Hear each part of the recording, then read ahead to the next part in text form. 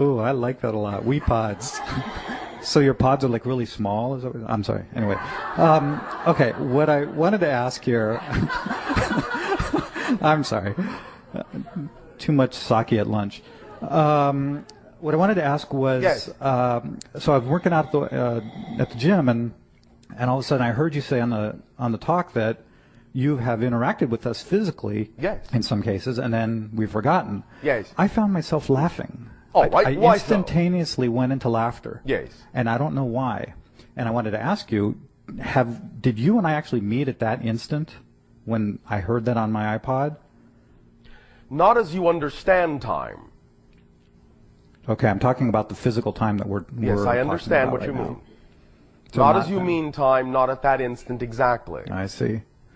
And because you and I have talked about this before about us having met several times in the past. Yes. And me not having any, not even a sense of time loss, which I hear is common. No, you will have no sense of time loss in this.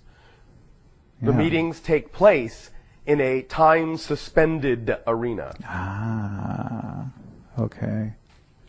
Have you ever shown up at any one of these gatherings to date? Yes. Really? Yes. Cool. Whatever temperature you want.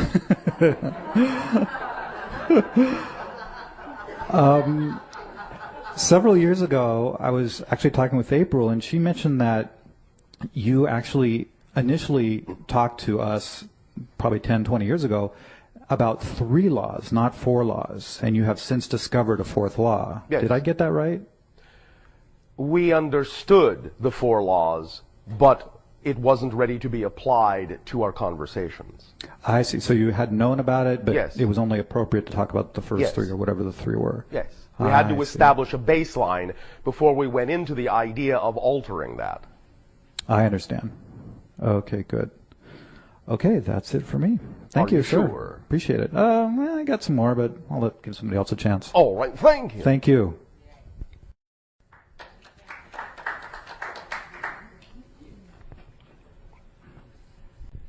Hi, Bashar. And you, good day.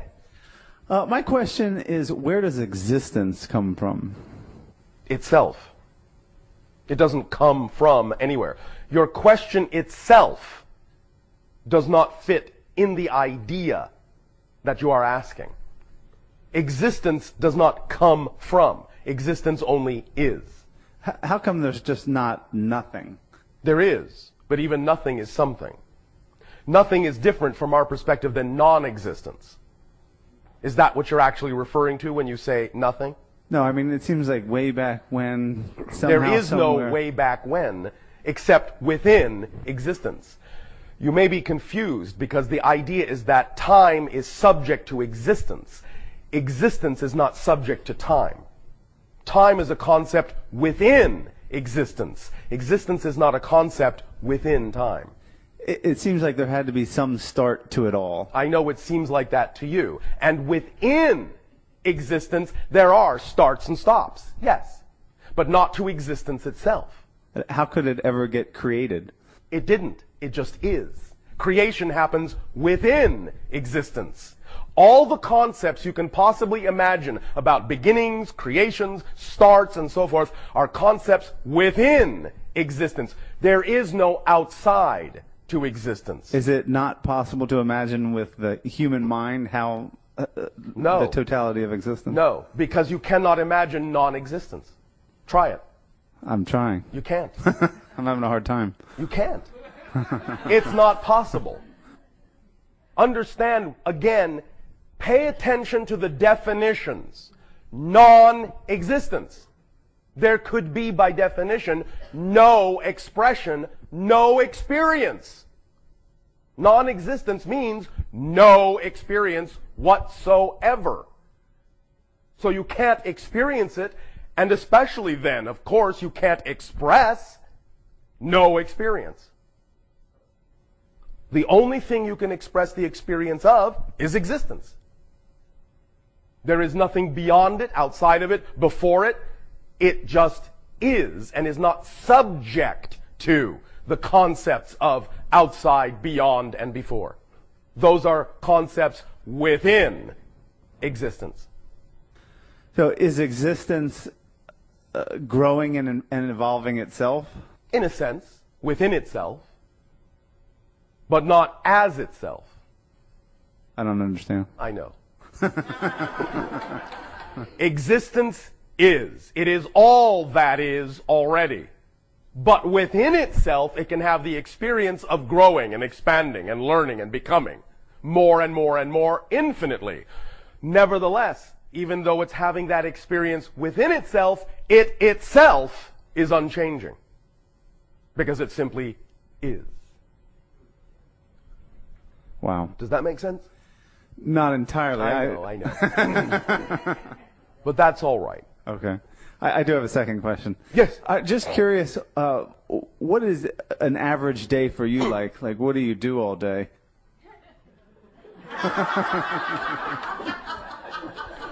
Oh, let's see. Breakfast at 9.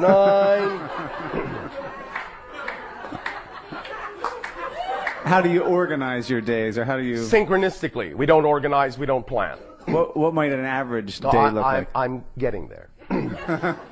First of all, I understand how you mean the term, but since we don't sleep anymore, we don't really have beginnings and endings to days anymore at all. And since we're not always on our planet anymore, we don't even necessarily go by things like sunrise and sunset anymore either. However, the idea of the so-called average day for me might be that I will be in contact with several different civilizations, establishing rapport and communications to allow for the continuation of relationships or even the beginning of them. I will also go on exploratory missions within spaceships, sometimes my own scout craft, sometimes what you call city ships or motherships, to investigate and explore various regions of the universe or other multiverse dimensionalities. Sometimes I will participate in the expression of art. Sometimes I will participate in the expression of song if it moves me to do so. Sometimes I will interact one-on-one with various beings. Sometimes I will communicate in the way I'm communicating now to all of you, with you and others as well. These are some of the typical, quote-unquote, things that are representative of my passion. That does sound exciting. I think so. Oh, wait a minute. I know so.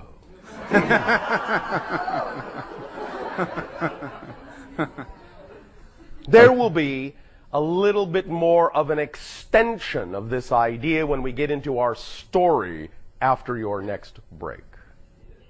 Thank you. Thank you.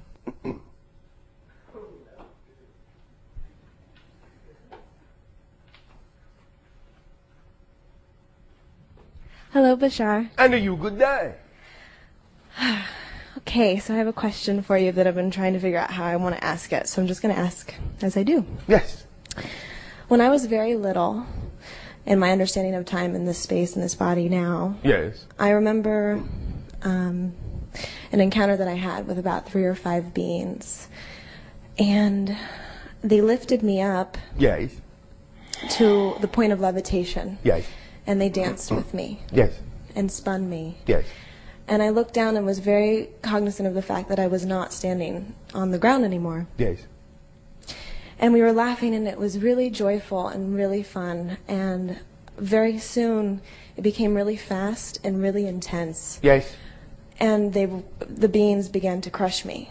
Crush in what sense? In the sense that their grip was so tight that it hurt me. All right. Physically. All right. And I asked them to stop. Yes. Because they were hurting me, and Yes. they didn't. Yes. And they kept going. Yes. And in that instant, it was as if I knew that I was choosing to be open Yes. and to experience unconditional love Yes. and joy. However, I was so fearful that it was my beginning of my definition of what darkness was. All right. And my inability to express and be respected regarding what was true for me. All right. They did not intend to hurt you. And on whatever level they are capable of expressing it, they would apologize. However, what you didn't understand at that point is that you were being shifted interdimensionally in a certain way. The rate of acceleration was very great. in terms of that dimensional shift. They had to hold you very tightly so they wouldn't lose you. You understand? I think so. They simply had to hold on to you. They understood it may have caused discomfort, but it would have caused far more discomfort had they let go or even loosened their grip. I understand that. So, it wasn't intentional, but it was simply a side effect of experiencing a greater acceleration than anyone anticipated. And they simply had to hold on to you for your dear life, or you would have been lost. So they apologize. It wasn't their intention to harm. Thank you. All right? So my question in addition to that is, Yes. for the majority of my time in this body, in this life Yes. that I've chosen, I feel as if I've chosen to absorb. Absorb what? When I walk into rooms, I just feel like I absorb energy and Yes. people and thoughts and emotion, and I Yes. almost lose sense of what my true self is and what my true experience Well, is. what do you want to do with that absorption? How do you want to apply it? How do you want to express it creatively in your life? I don't know. All right, well, you can take some time and figure that out. Okay. Because the absorption is important, but the expression is also important. You see, you are a transformer. So absorbing energy is one thing, but you transform it through yourself and then express it in a way that's unique to you and add your own energy to the mix. Add your own expression, your own creativity to the mix by following your passion. Does that help?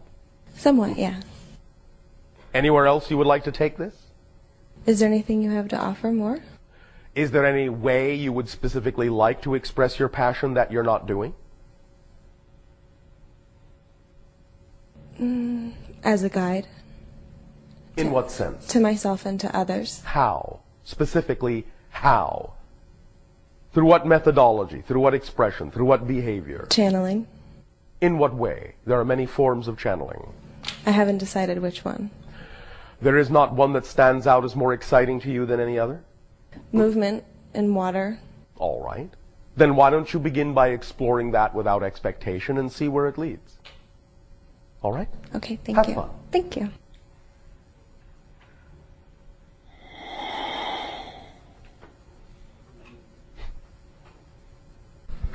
Hi, Bashar. And a you good day. I want to tell you one of my absolutely knows. All right. What do you know for sure? I absolutely know that I have been anticipating this day happily. And I want to thank you, and I absolutely know I love you. We absolutely and unconditionally know beyond a shadow of a doubt that we love you as well. I know. I have a question. Yes, I thought so. Although I'd like to stay in the love with you, I will ask this question. Do not necessarily assume that asking the question takes you out of love with us. Well, it does divert my attention a little bit. Diversion of attention doesn't mean you're out of love. Yes, okay. There are many forms of expression of love. I do now know this. Thank you. Earlier today, the woman discussed her experience with the fire. Yes. So I have a question. Yes. One frame, she is watching on TV the hillside close to her home that is burning. Yes. Gets some guidance, Yes. shifts her attention, Yes. and now is in another reality. Yes, so to speak. What happens to the what I'm having trouble with is understanding what happens to the consciousness that was in the reality that where it does burn. It's still there. Is that not part of her? Yes, it's part of the oversoul. Not part of her, part of the oversoul in the way you mean it. Yes, and I guess somewhere I have this idea that we're supposed to be integrative, so we have all of that. So I don't really understand how we shift our focus from, do you know what I'm... Sometimes different realities in and of themselves, by definition, represent an integrated state. Okay. So it's not that you have to still have the attributes of the you in the other reality to assume you are integrated. It's that shifting to a more integrated reality can be represented in and of itself by a particular version of you. Does that make sense? Yes, I guess I still have this idea, and maybe I can't understand it Yes. from... Is there still a consciousness alive in the place that burns? Yes, of course. Is that not part of her? It is not part of her. Okay. It's part of the oversoul that gives life to them both. So who is this part that chooses the focus? The oversoul. So the oversoul chooses to have conscious focus awareness somewhere and not put its attention otherwhere, but it still has... Its attention is everywhere. Okay. The point is, however, is that for that parallel reality that you are now talking about, that she, quote unquote, has shifted to, her focus of attention in that reality makes it seem as if the other realities are now subsidiary. Okay. Just as you right now make it seem as if any other simultaneous reality is subsidiary. It doesn't mean that there isn't consciousness in all the other versions of you simultaneously. But for you right now in this reality, the definition of you in this reality makes the other reality seem subsidiary. So the definition of her in the reality makes the other ones seem subsidiary.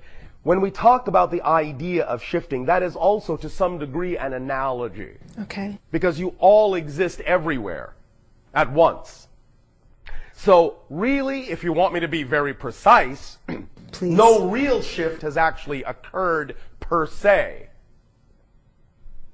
It's just that the oversoul is now choosing, in a sense, to allow that aspect of itself to have an experience that makes it seem as if all other subsidiary selves are in fact not really directly involved anymore. Does this make any sense to you in third dimensional language? Yes, so you're really saying that what I experience here is my consciousness is really so overshadowed by this the oversoul is picking on a sense. There's not a combination. That it's overshadowed.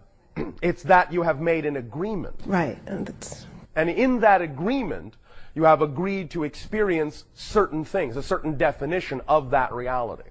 Okay. And in that definition, oftentimes, you, because of the way you're used to experiencing reality, will make all other parallel simultaneous realities subsidiary. Now, she could have gone into that reality, so to speak, let's just say awakened to that point of view, also still very aware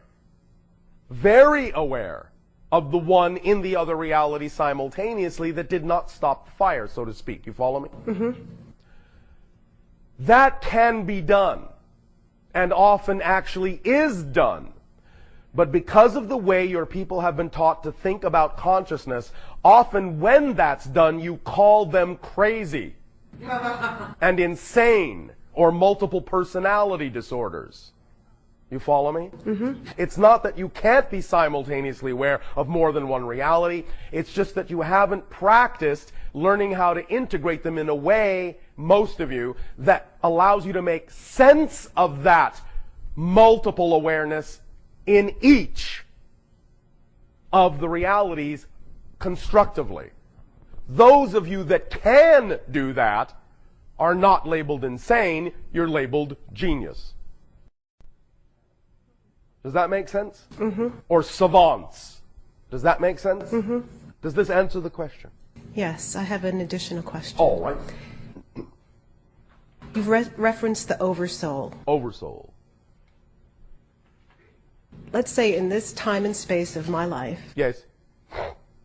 are there other pieces of my oversoul that I am interacting with here physically? Simultaneous co-incarnations? Yes. Yes. Thank you. Thank you.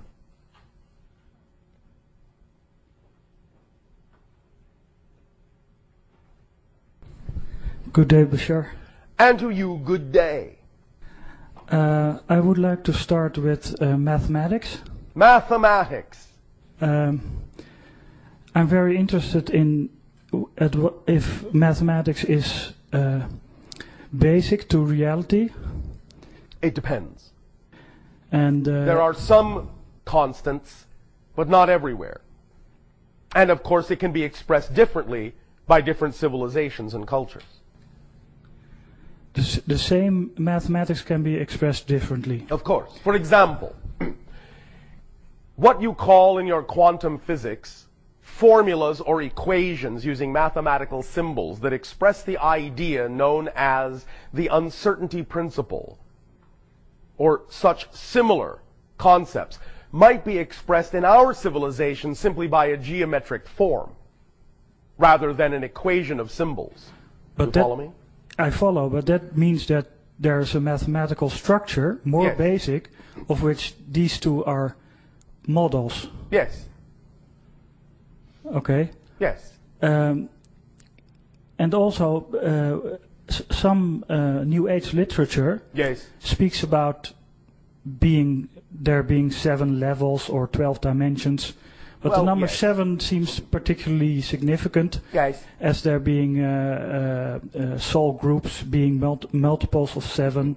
Well, yes, but remember that while accurate from their perception, some of those hierarchical distinctions, while to some degree representative of different frequency levels, are also distinctly germane to the level that is perceiving them.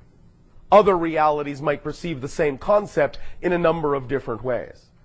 Okay, because I thought that if there are 7 levels and Yes. not 8 or 9 or whatever, that seems to contradict the idea that all that is really all that is. Again, the idea of 7 levels, as I said, is an arbitrary distinction being made from your reality.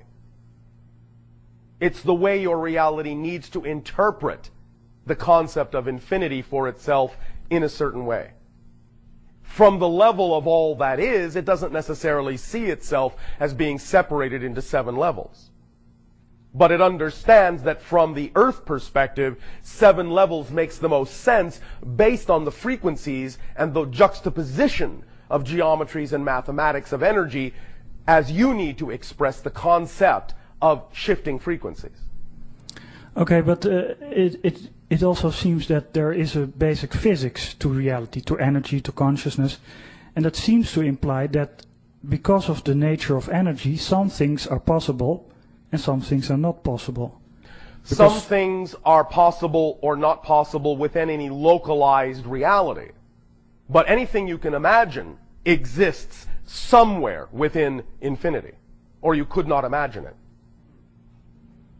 Okay, but that just it means that if I can imagine it, then it exists. It exists But- somewhere. It may not be pertinent to your local reality. I understand, but my imagination can be limited because Yes. I Your am limited. imagination may be limited, but anything you are capable of imagining exists. I'm not saying you can imagine everything that is, but I'm saying everything you do imagine does exist somewhere. Okay, but I can imagine that all that is all that it can be, Yes. but not all that. All that it can be seems to be, well, maybe it cannot be everything. So maybe it's limited because it's nature.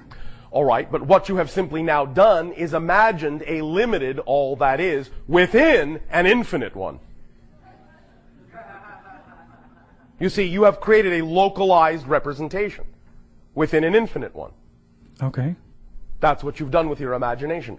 Yes, of course, you can imagine a limited all that is. And that exists within the infinite one. Okay. Does it also mean that there's no limit to how good you can feel? Well, that is a relatively subjective thing. You could say that there might be various ways in which people interpret the concept of feeling good. That's right, yeah. So it would depend on a case-by-case basis as to what that individual might mean by, I feel good. In a sense, there is no limit, pragmatically, to how good you can feel. But there might be certain states of being that you might imagine would be ecstatic states that may not actually be capable of being experienced by your neurological system. Okay, that keys into the next question is that I understand everything is equally valuable. Yes. So the ant is equally valuable as all that is. Yes. But the localized consciousness Yes. is limited. So it cannot, for instance, choose to experience ecstasy or something like that. Yes, it can. Okay. Within its own framework, to whatever degree it is capable of experiencing something, it is free to choose to experience that thing. I understand, but with the concept of the oversoul, Yes. it seems as if that's the way, that's the life you want. The oversoul experiences everything, and the Now aspect. you are making a value judgment. When you say it seems that that's the life you want, you are devaluing the fact that you chose to have this life. Well, not in an absolute value sense as that it has value, but in a sense that it is preferable. What I am saying is, the reason you chose the life you're living is because at the time you made that choice, this was preferable too. You just don't remember. It's equal in preference to the Oversoul's existence. And from that level, you knew that. Right now, you don't know that. Thank you very, very much. Thank you. Is there anyone who would like to share more of what they know?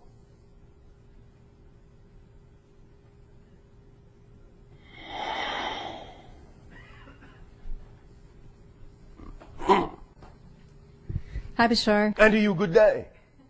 What do you know for sure? What do I know through your teachings? And so No, I just thank you. what do you know? Okay. Doesn't matter how you know it. Through me, through anything. What do you know? I know that I'm multidimensional. All right. I know. How do you know that? I just know. All right. There's no doubt, there's no question There's for no you doubt. at this point in your life. Right. It is an absolute certainty for you. Yes. Thank you. What else do you know? Reality is an illusion. I know. Yet the experience of it is real. All right. What else do you know? I know that I'm consciousness in the form, this human form, and with this particular personality. Yes. And that my reality is shaped by my beliefs. All right. And I'm working hard to change this. And that. And you know you're what? You know you're working hard? Well, right, I know that. All right. With a lot of certainty. All right. And finally, recently, I know I'm loved unconditionally by all that is. Thank you. Is this state of knowing capable thus then of being applied to other areas of your life where you feel more uncertain? Yes. All right. You know that too then? Yes. All right. Anything else you want to squeak in there that you know for sure? Not that I can think of right now. All right. So at this moment you know that you don't know anything else. For sure. Correct? That's correct. So that's something else you know. Yes. Thank you. Let's be thorough after all. Okay. Is there something you wish to share? In terms of questions? If you wish. Oh, okay. Yes, first of all, I did also want to thank you, of course, for the interaction, send you infinite love, and that every moment spent with you, each and every moment, is a pleasure. With you all as well. Yes. Or we wouldn't do it. Thank you. I also wanted to first share that the impact of what you presented earlier in terms of the I am message. Yes. Because not only did it help with the knowingness, but Yes. it helped me to realize the importance of the energy behind words and right. phrases and symbols and sound and whatnot. All right. It really. Thank you. All of you together, I am. I am. Just a reminder of how simple it is to be in a knowing state. And it's interesting because there was a time when I couldn't say those words. I was a little hesitant and maybe even a little fearful, like, Yes. as if I didn't want to reach that point. So, Yes. okay. I think these are two quick questions. Going back to the analogy that you used about the matrix of now moments. Yes. I really love that analogy because I tend to think of it in that way. Oh, all right. So I kind of envision that there's this matrix and, there's all the possibilities. Yes. And just as an example, I'm preparing for an interview for a job. Yes. And say that in that matrix, there's a particular path, that I've been moving along. And there's going to be one of those moments that's the interview. Yes. And whatever energy I bring into that particular moment, Yes. My question is, since I'm interacting with another consciousness, So to speak. okay, well that's part of it too, because if we're all one, I'm trying to figure this out. Remember, it's this and that, not this or that. You are interacting with another consciousness, and you're also interacting with your own only. Okay. Because any other consciousness you interact with, you still have to create your version of in your reality in order to perceive it. Right.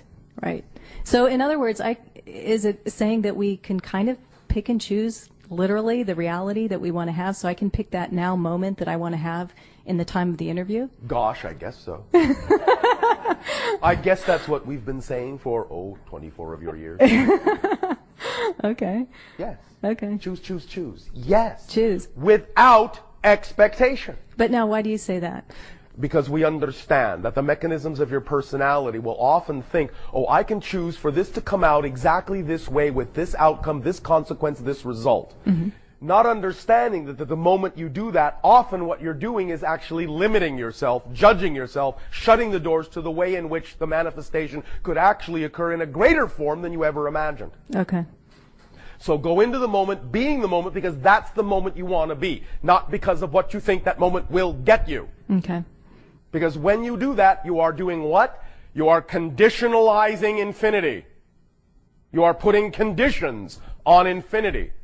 Saying, I only want it to come out this way. If it doesn't come out this way, my life's not working. Okay. And then you take yourself out of the state. The only purpose for being in the state you prefer to be in is to be in the state you prefer to be in. Okay. Circumstances don't matter. Only your state of being matters. Very good. Does that help? It certainly does. Thank you. Thank you. And one last question. Yes.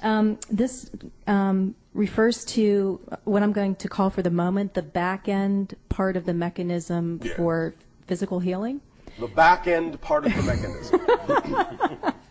The front end is, recently you described permission slips, and so I understand what you were saying there, and say that a person wants to do some physical healing, and they could either choose perhaps an allopathic form or a holistic form, say detoxification, or even energy healing, and this is the reason why I lead to this question. So the person's frequency, their belief system, will determine which option they choose.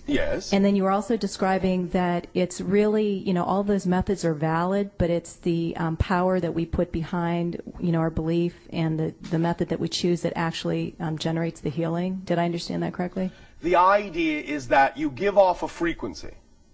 Others that are attracted to you pick up on that frequency. Mm-hmm. They can then decide that if that frequency matches the idea of their perfect ideal state of health, if they then choose to match that frequency, that's what they will experience. Okay. But you are putting out a frequency to allow them to use it however they wish. Mm-hmm. If for some reason it serves everyone that you would attract a person who adamantly believes they cannot be healed by anyone, and they expose themselves to your frequency and are not healed, they do not heal themselves, then they get to say, see, I proved it. My belief stands. And you have helped them reinforce a belief that they have chosen to hold on to by them not allowing themselves to be healed. So you have still served them. Does that make sense? Yes, I do understand that. That's also why you don't need to have expectation. Because you don't necessarily need to know what anyone else's agenda is in coming to you. They may come to you to reinforce a belief they simply don't want to give up. But you've still helped them by helping them do what they want to do. Now, that may not happen in the majority of cases, but you have to allow for it because that's valid for them. Make sense? Yes. Now, what I was referring to is like, kind of like the back end of the mechanism. Yes. Like with energy healing, if a person believes that that will heal them, Yes. and it truly does. What my question is, from that belief Yes. to our physical body, which has its own consciousness, Yes. I was wondering what that mechanism is. In other words, is it that the power of the belief and the intention actually, more or less, I'm using these words loosely, sends instructions to the consciousness of the physical body that, you know, does It is a form of communication, yes. Okay. It's a pattern of energy that then, if harmonized with, will create certain results, yes. And since the physical body, or as the way we understand it, breaks down to, I'll just say, subatomic particles and whatnot. So each one has its own consciousness and intelligence. Absolutely. And because the physical body is integrated, then it all heals together. It works together. Yeah, okay. Or not, Okay. if that serves a purpose. Okay. Now, with regard to, again, the belief system in healing, do you understand that even in what you call your allopathic medicinal methodologies, the most powerful form of healing known is the placebo? Yes.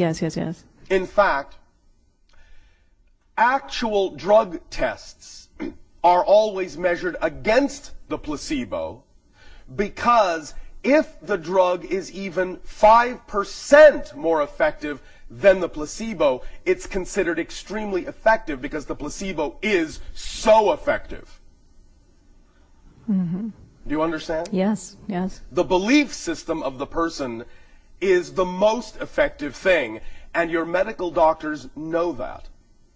And that's why in doing their drug testing, because the placebo effect is actually responsible for such a high percentage of healing, even if the drug is a little bit better, that's the only criteria they need to say the drug is effective, because if it's no better than the placebo, it's not effective. Right. Because the placebo is so effective. The belief system is so much more effective. Make sense? Oh, yeah. All right. Thank you so much. Thank you. Much love to you. And you as well. All of you take a deep breath. Relax. Take another deep breath. Relax. And one more time. Deep breath in. Hold it.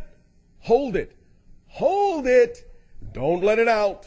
Hold it until you know that if you don't let it out, you're going to pass out. Hold it. Oh, all right, let it out. Doesn't that feel good? Why does that feel so good? Not just the oxygen.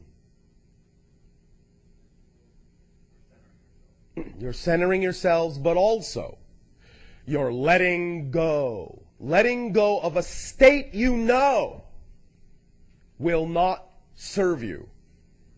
So the idea of entering the state of knowingness will feel like a great sigh of release, because you know that any other state other than that is not the ideal state that serves you. It is not your natural state. It is not the state of your true self.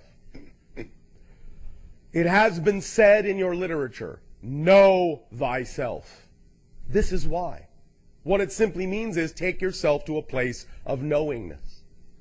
For in that state, not only will you know yourself, not only will you see more clearly all the things, not only will you discern more clearly all the things that are you, but more clearly all the things that are not you.